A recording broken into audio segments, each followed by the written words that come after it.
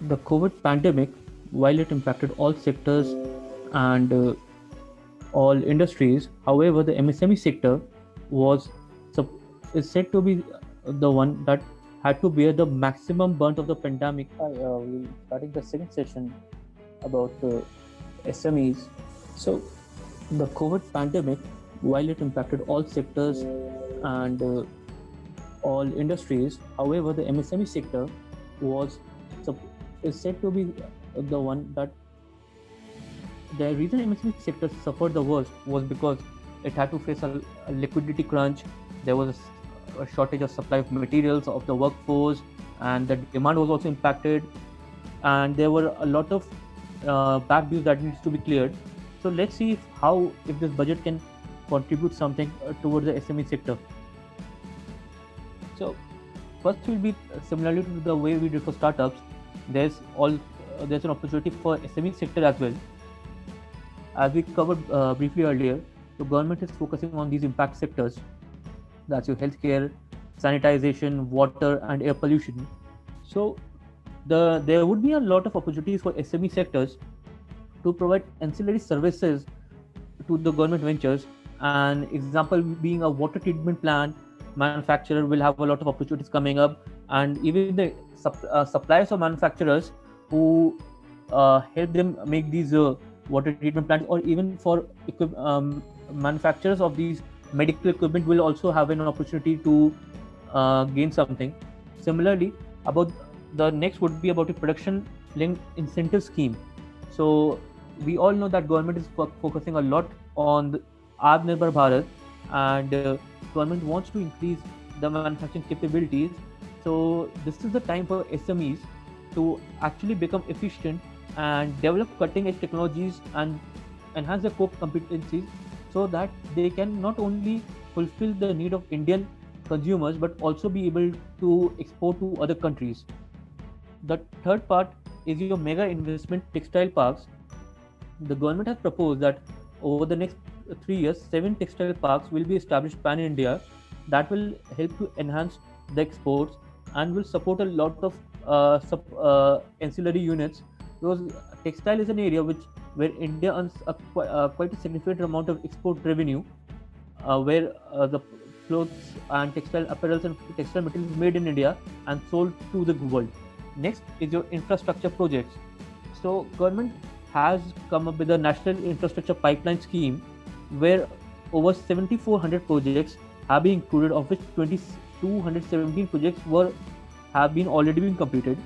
So the government is working a lot of infrastructure that will not only help the economy directly by enhancing the GDP, but it will also create a lot of employment opportunities. And the government is working on enhancing the infrastructure sector using three main methods. The first is you're creating institutional structures where it's proposed that a developmental financial institution will be created that will provide debt funding to infrastructure projects. The initial capitalization of this institution would be around 20,000 crore, and this will also allow government will also allow investments by private sectors in REITs by foreign investors as well as to the private sectors. Second would be your monetizing assets, that is your highways, railway corridors, airports, where private players will operate and maintain those assets, and that will help reduce the burden on government and also ensure the quality of the infrastructure is maintained. The third thing which government will be doing is in enhancing the capex. This year, around over 5.5 lakhs crore have been allocated for capex, which is 34% higher than the last year. Also, government is working on some key road infrastructure projects in Tamil Nadu, Kerala, Assam, and West Bengal. Government is also working on reducing logistics costs in railways by working on dedicated freight corridors and electrification of railway tracks. Several metro projects are in pipeline in various urban cities.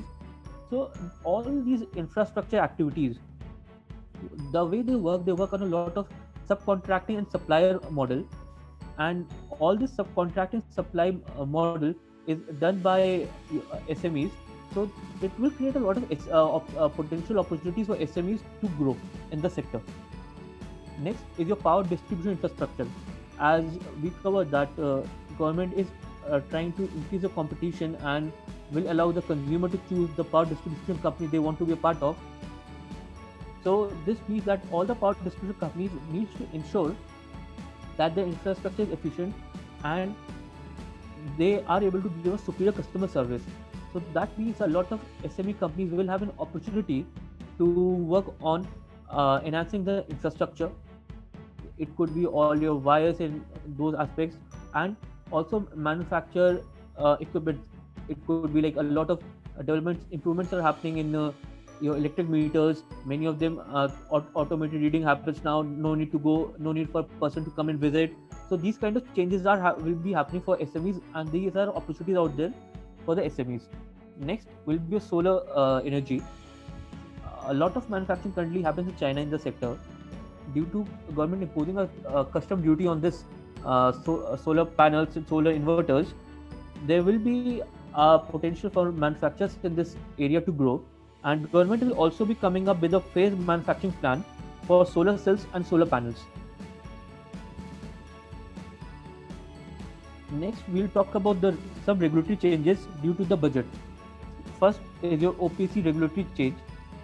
We briefly covered this, that OPC will actually help SMEs to start a business as a company and not as a sole proprietorship.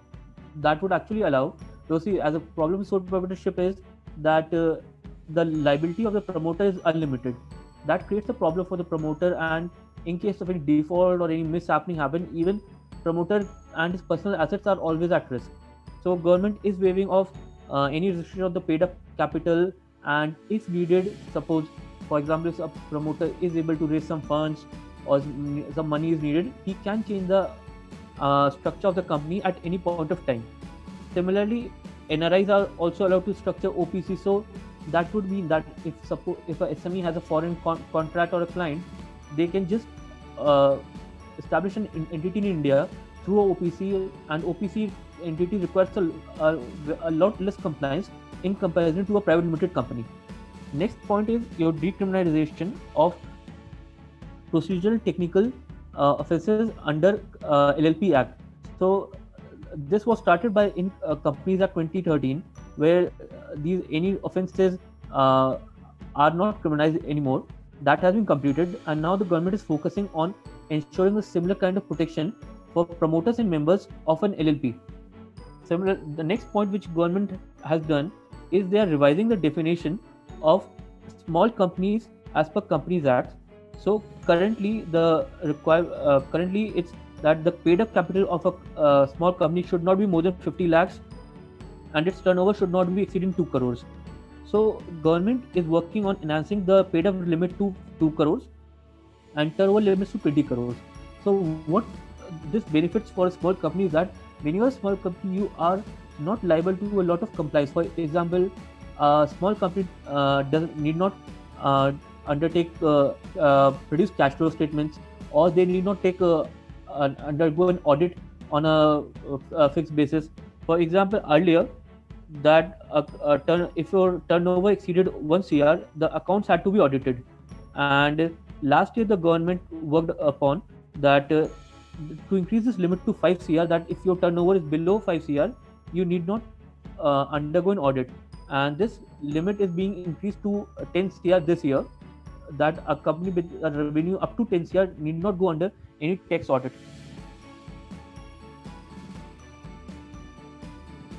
Now, NCLT platform. So one thing which came up with this 2013 Companies Act was the formulation of NCLT, and what this did was that earlier, if there was any dispute between members of the company or with creditors or suppliers, it had to be settled through a court. Now it can be actually the NCLT and NCLT, it can be taken care of, and government is enhancing the capabilities of NCLT by working on aspects like e-platform, e-courts, establishing e-courts where these things can be taken in a simple manner.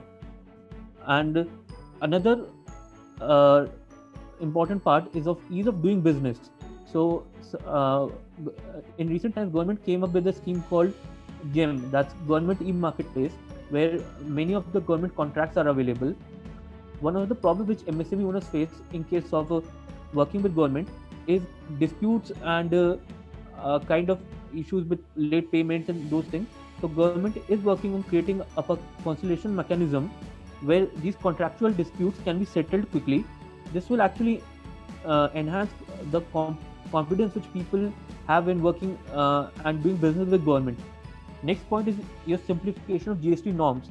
Government is working on aspects like ensuring quarterly returns and monthly payments for small taxpayers.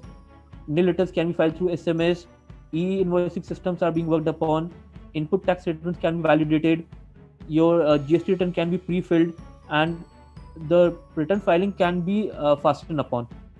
Next point which government has done is your tax dispute resolution. As part of this scheme, government is allowing to settle long pending disputes where uh, schemes need any prior assessment case needs to be resolved within 3 years. Earlier, this limit was 6 years. That the tax-paying authorities can open up any case for reassessment up to 6 years. So that has been reduced to 3 years. The way this would benefit SMEs is that they don't have to be bothered about these tax disputes coming arising out any point of time. In case if the dispute is a serious offense and if the authorities feel that something of 50 lakhs and above has been concealed, then they have an option of opening up the case after 10 years. Next, what government is doing is they will be consolidating a dispute resolution committee, which will be faceless, and it will promote efficiency, accountability, and transparency by taxpayers as well as tax authorities. And anyone with a taxable income of 50 lakhs and disputed income of up to 10 lakhs are eligible to approach this committee. Government in recent years has actually worked a lot on reducing your custom duty framework. Till date, they have eliminated around 80 exemptions, and now they are working on reducing, or not exactly reducing, but reviewing around 400 exemptions. And they, after extensive consultations, these a new custom duty framework would be implemented by 1st October 2021, where there will be no distortions. Also, a new government is also ensuring that new custom duty exemptions are valid up to 31st March from 2 years of its issue. Next point we'll cover is about access to capital. As we said that budget must be viewed as part of mini budgets. So there were two main things which have happened in past 1 year about for SMEs. First is your emergency credit line guarantee scheme, which is seen like a lifeline, and it provided 100% guarantee coverage to banks and NBFCs to enable them to provide emergency credit facilities up to 3 lakh crores to eligible borrowers for meeting the working capital requirements. By December 2020, approximately 2.05 lakh crores, approx 3 lakh crores, has already been sanctioned to 61 lakh borrowers. Now, the need for this scheme was because SMEs was plagued with issues like liquidity crisis, default risk was there, supply shocks were there, shortage of labor was there, and non-payment of dues was there. The loan needed to be repaid after up to 4 years of the date of disbursement, and there was a moratorium period of 1 year. And even government has done in recent times is that earlier the scheme was supposed to be till October 2020, but this scheme has been extended till 31st March 21, and they have included several new sectors including aviation, power, construction, real estate, and healthcare sectors which were earlier not part of this scheme. Next point is about funds of funds. So while startups can raise money easily from VCs and PE investors, similarly it cannot be said about the SMEs. I mean, SMEs are not able to raise money from VCs and private equity investors. So I mean, and even let's say bank is not giving them money, so they face a lot of issues. So in recent years, government has worked upon a lot of things like working on SME IPOs, where a SME can get listed on the stock exchange and can raise money from the public. And the government is working on even reducing the compliance requirement for SMEs to get listed. And as part of the SME IPO to actually help SMEs get listed, government has proposed a 10,000 crore funds last year, which will help SMEs in get listing, where up to 15% of the equity of a company can be bought by the government, and this will allow more and more SMEs to get suppose in an SME IPO 25% of the company's equity of the company needs to be listed and 15% is bought by the government, so that 10% can be offered to public. That will also ensure that there's a public's faith and support in the company, and the company should be able to raise money from your public investors.